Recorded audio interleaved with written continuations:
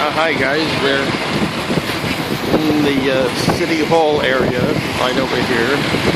This is an interesting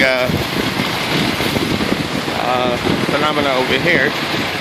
These look like two buildings that have been around for a while.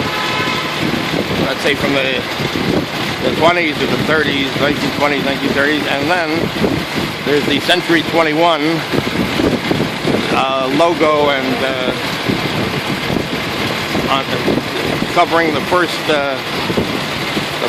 floor of that building. So that's an interesting phenomena of the architecture, the way it changes over the decades and years, and the way the city changes.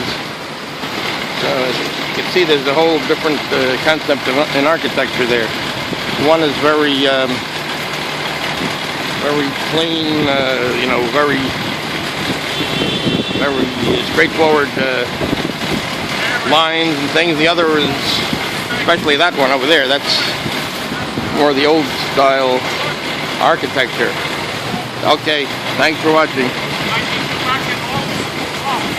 Take care.